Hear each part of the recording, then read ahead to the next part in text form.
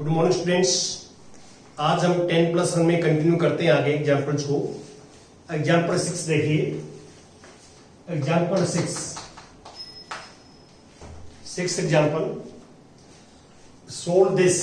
The given inequality is 3x minus 4 divided by 2 greater than equal to x plus 1 plus 4 minus 1। ये हमारे पास एक inequality है जो आप देख रहे हैं। This is given inequality. Solve this means find the value of x. X find out करना है हमें। तो यहां पे 1 की डिनोमिनेटर में 1 है, तो 2 4 1, तो 2 4 1 का हम एलसीएम लेंगे, टेक एलसीएम, तो वी गेट 4। तो multiply both side by 4, multiply both sides by 4। हम 4 से मल्टीप्लाई करेंगे तो वी गेट दिस। इसको पूरी कंप्लीट को 4 से मल्टीप्लाई करेंगे तो 2 1 जा 2, 2 2 जा 4, तो this is 2। 3x minus 4 greater than, this is multiply by 4, 4 से 4 cancel, we get x plus 1। This is multiply by 4, तो वी गेट 4। तो मल्टीप्लाई बोथ साइड बाय 4। तो नाउ 2 3 जा 6x, 2 4 जा 8 greater than equal to x minus 3। हम x को left hand side में correct करेंगे, जो विदाउट x की टर्म्स है उनको राइट हैंड साइड में करेक्शन करेंगे उनकी। तो x को हम लेफ्ट में लेके आएंगे तो we get this minus 3 plus 8, और this is 5x greater than equal to 5। 5 से डिवाइड करेंगे तो वी गेट। तो this is required solution of given inequalities, so that the graph of the solutions on number line. हमने इस solutions को number line पे भी शो करना है। तो ये हमारे पास नंबर लाइन है। This is minus infinity two plus infinity, और ये 1 है, ये 1 है, कहीं तो 1 होगा, तो 1 हमने मार्क कर लिया, यहां पे 1 है, तो हम 1 पे सर्कल लगाएंगे, सर्कल समोर सर्कल, और इक्वल टू 1 है तो वो डायरेक्ट करेंगे, डायरेक्ट। और राइट हैंड साइड में अब देखो x ग्रेटर देन 1 भी है, greater than 1 right hand side में होगा, इसको डायरेक्ट कर देंगे। तो इसका मीनिंग क्या है? Direct part of the line is required solution of given inequalities. इसका डायरेक्ट पार्ट जो है सॉल्यूशन है, और इसको यदि आपने उसमें इंटरवल में लिखना हो तो ऐसे लिख सकते हैं, सॉल्यूशन 1 to इन्फिनिटी। देखिए ये क्लोज ब्रैकेट है, क्लोज ब्रैकेट। क्लोज ब्रैकेट में ये जो एंड पॉइंट्स होता है इंक्लूडेड होता है, और ओपन ब्रैकेट में एक्सक्लूडेड होता है। ये फर्स्ट चैप्टर में आपको बताया गया है, तो इसमें आपने करना है। अब मैं 7th एग्जाम्पल्स की बात करता हूं आपके साथ। 7th एग्जाम्पल ध्यान से देखिए। 7th एग्जाम्पल में क्या है? The marks obtained by a student of class +1 in first and second terminal examination are 62 and 48 respectively.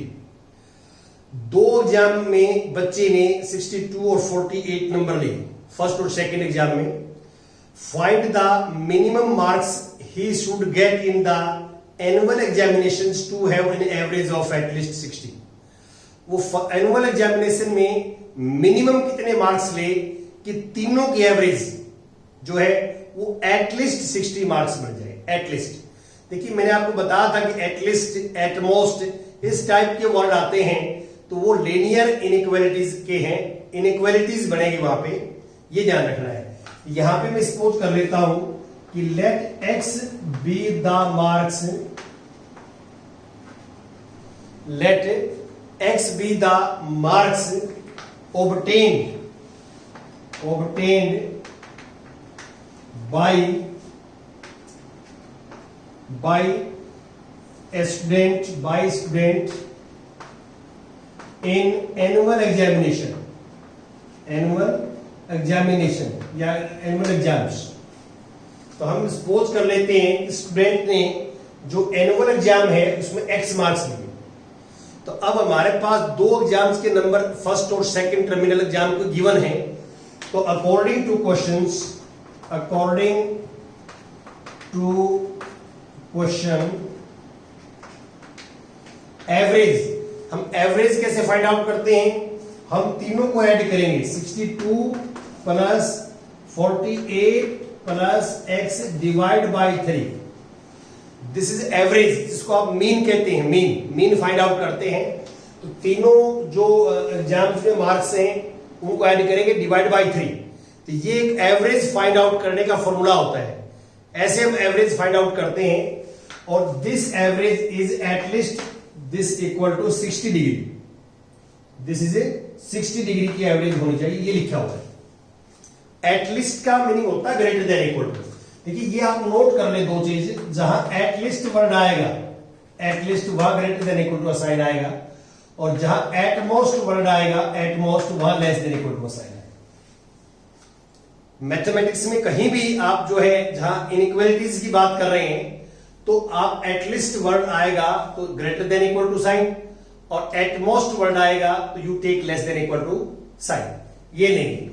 अब हम क्या करते हैं यहां पे कि अब ये इसके नीचे 1 है तो ये लीनियर इनइक्वालिटी बन जाती है। तो 3 और 1 का LCM 3, multiply both side by 3।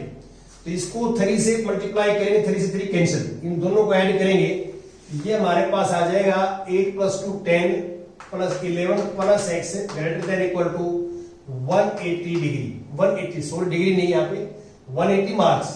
और 110 को आप राइट में लेके जाएंगे तो 180 minus 110, we get this greater than same. तो इसका मीनिंग ये हुआ कि जो एनुअल एग्जाम है उसमें स्टूडेंट जो है मिनिमम 70 मार्क्स ले, मिनिमम 70 मार्क्स ले, तो उसकी एवरेज जो है एटलीस्ट 60 मार्क्स हो जाएगी। तो लास्ट में ये लिखना है आपने कि therefore the student must obtain a minimum of 70 marks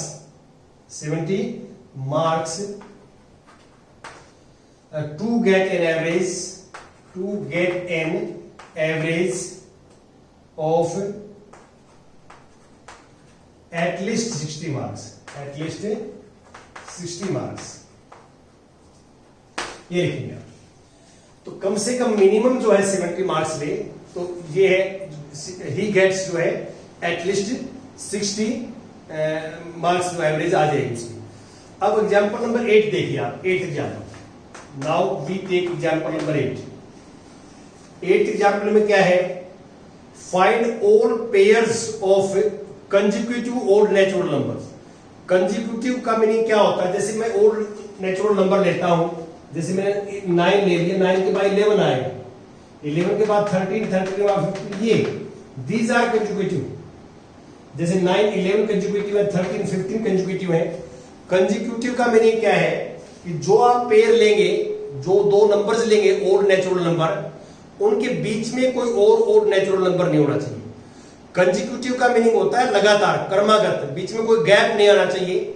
और आपको पता है कि 9 के बाद तो 10 तो आएगा इवन, हमें चाहिए ओड, तो 10 के बाद 11 ही आएगा ओड, 11 के बाद 13 ओड आएगा, क्योंकि बीच में एक इवन नंबर जाएगा, इवन नंबर। तो यहां पे हम क्या करेंगे एग्जांपल नंबर 8 के अंदर, थोड़ा ध्यान दें आप इसमें कि यहां हम सपोज कर लेते हैं लेट x and x + 2, ये पेज में सपोज कर लिया मैंने, late x and x + 2 be the pair of consecutive odd natural numbers,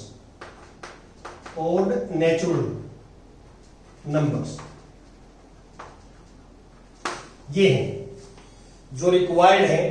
अब इसमें ऑटोमेटिक आप समझ रहे हैं कि ये स्मॉलर है नंबर है और ये ग्रेटर नंबर है, क्योंकि 2 ऐड किया हुआ इसमें, स्मॉलर और ग्रेटर, ये पूरा कंप्लीट पेयर हो गया। ये ओड है, इस बात का ध्यान रखें। और both of which are larger than 10, ये दोनों ही नंबर 10 से ज्यादा है, दोनों नंबर 10 से ज्यादा है। तो यदि स्मॉलर नंबर 10 से ग्रेटर होगा तो ग्रेटर ऑटोमेटिक 10 से ग्रेटर हो जाएगा। देखिए दोनों नंबर 10 से ज्यादा है, तो दोनों नंबर 10 से ज्यादा है तो स्मॉलर 10 से ग्रेटर ले लिया मैंने। स्मॉलर 10 से ग्रेटर है तो लार्जर ऑटोमेटिक 10 से क्या होगा, ग्रेटर होगा। तो और दोनों का सम लेस देन 40 है, तो सम लेस देन 40 है, दिस इज लेस देन 40। दोनों का सम कर दिया। ये 2x प्लस 2 लेस देन 40, 2 को राइट में लेके जाएंगे तो 38 और x इज लेस देन 90। यहां पे हमारे पास दोनों का रिजल्ट क्या आया, यहां तो हम कहते हैं कि x ग्रेटर देन 10 है और यहां कहते हैं x लेस देन 19 है। तो x 10 से ग्रेटर है और 19 से लेस है, इनको हम डबल इनइक्वालिटी में लिखें तो ऐसे लिखेंगे, इनको हम डबल इनइक्वालिटी में लिखें तो ऐसे लिखें इकट्ठा। ये अलग अलग इनइक्वालिटी हैं, इनको इकट्ठा लिखें एक में, तो 10 less than x less than 19। इसका मीनिंग क्या है, x लाइक बिटवीन 10 एंड 19 के बीच में है, दोनों के बीच में, और x ओड है, x is odd natural number, तो x ओड इसमें 11 आएगा, 13 आएगा, 15 आएगा, 17 आएगा, ये ओड आएंगे, ये x की वैल्यू जाएगी। अब हमें x प्लस 2 की चाहिए, तो x प्लस 2 में क्या है, सब में 2 ऐड करते हैं, इसमें 2 ऐड करेंगे 13, इसमें 2 ऐड करेंगे 15, इसमें 2 ऐड करेंगे 17, इसमें 2 ऐड करेंगे 19। अब ये पेयर हो जाएंगे, पहला पेयर होगा जो है first pair 11 13 first pair, second pair होगा 13 15 और अगला नेक्स्ट पेयर होगा 15 17 और नेक्स्ट पेयर होगा 17 19। दीज आर रिक्वायर्ड पेयर्स, ये रिक्वायर्ड पेयर्स आ जाएंगे हमारे पास जो इस कंडीशंस को फुलफिल करते हैं। अब मैं एग्जांपल्स जो है आपके साथ नेक्स्ट एग्जांपल्स मैंने कंप्लीट कर ही लिए, तो अब मैं एक दो क्वेश्चंस आपके साथ डिस्कस करूंगा। जैसे क्वेश्चन नंबर 12th एक्सरसाइज का देखिए आप, 12th एक्सरसाइज 6.1। 12th में क्या है कि 1/2 into 3x plus upon 5 plus 4 greater than equal to 1/3 or x minus 6. This is given inequalities और ये लिखा हुआ है solve the inequalities for real x। तो रियल x है तो इसको आप इंटरवल्स में लिख सकते हैं। ये ध्यान रखना कि x की वैल्यू के बारे में कुछ नहीं बताया आपको, सिंपल दे दिया सोल्व दिस, उसमें x प्रेजेंट है, तो इसका मीनिंग ऑटोमेटिक है कि x belongs to set of real numbers, x belong to r, x r से बिलोंग करता है, ऑटोमेटिक अंडरस्टूड है। और यहां भी इसने बोल दिया कि for all real x, x की वैल्यू जो है रियल नंबर है तो हम इंटरवल की फॉर्म में लिख सकते हैं। ये इंटरवल तभी लिख सकते हैं हम जब x बिलोंग टू r हो, अदरवाइज नहीं लिख सकते। x इंटीजर्स में हो, नेचुरल नंबर्स हो, तो उसके अंदर हम जो है इंटरवल्स की फॉर्म में नहीं लिख सकते कि we know that every interval is subset of r, every interval is a subset of r, every interval is a part of a number line, number line का एक पार्ट होता है, एक टुकड़ा होता है। अब मैं इसको सोल्व कर रहा हूं, पहले 1/2 को अंदर मल्टीप्लाई करेंगे तो 3x अपॉन 10 और 1/2 इससे करेंगे 2 आ जाएगा, कैंसिल हो जाएगा। 1/3 को इसको करेंगे तो 1/3 x/3 आ जाएगा और इसके करेंगे तो 2 आ जाएगा। अब वही तरीका रखिए आप सेम कि डिनोमिनेटर्स के अंदर 1 के अलावा कोई नंबर है तो take LCM both side and multiply by the LCM, ये हमारा मेथड होता है। 10 1 3 का एलसीएम आएगा 30, तो मल्टीप्लाई बोथ साइड्स बाय 30 से मल्टीप्लाई करेंगे तो 10 3 3 9x आ जाएगा, 30 से करेंगे 60, 30 से करेंगे 10x और 30 से करेंगे तो -60। अब 10x को हम लेफ्ट हैंड साइड में कलेक्ट करेंगे, x को, और विदाउट x को हम राइट हैंड साइड में कलेक्ट करेंगे। अब ये -x इज ग्रेटर देन -120। मैंने कल ही बताया था कि इनइक्वालिटीज में ऐसे नहीं काटते हैं, नो, ऐसे कट करोगे तो गलत हो जाएगा आपका। अब -1 से डिवाइड करेंगे, डिवाइड बोथ sides by -1, तो we get x is less than equal to 1। Negative number से डिवाइड मल्टीप्लाई करते हैं, साइन विल बी चेंज्ड, ये ध्यान रखेंगे आप।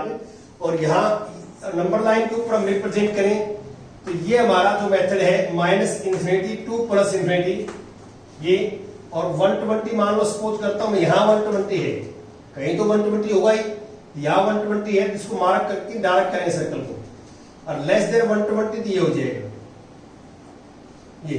और इंटरवल्स के अंदर लिखेंगे आप सॉल्यूशंस के अंदर, इंटरवल्स के अंदर सॉल्यूशन, तो ये आ जाएगा 120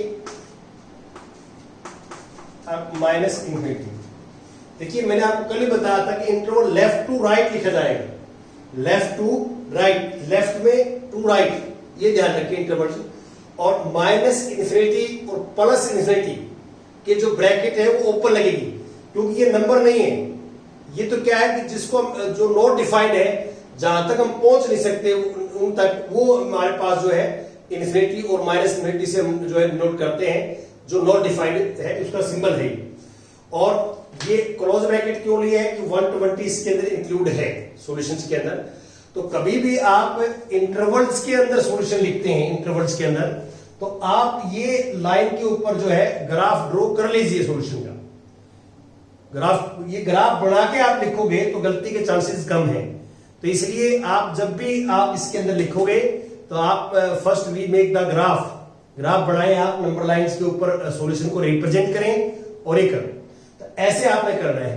कल हम इस एक्सरसाइज के डाउट लेंगे, और सभी जो बच्चे इस चैनल के साथ जुड़े हुए हैं तो दूसरे बच्चों को बताएं कि maths by Pradeep Panghal YouTube channel है, और जो है मैं इसमें स्पेलिंग लिख भी देता हूं, कई बच्चे जो है ये स्पेलिंग जरूर बतानी है आपने, maths by Pradeep PARDEEP, Pradeep Panghal PANGHAL।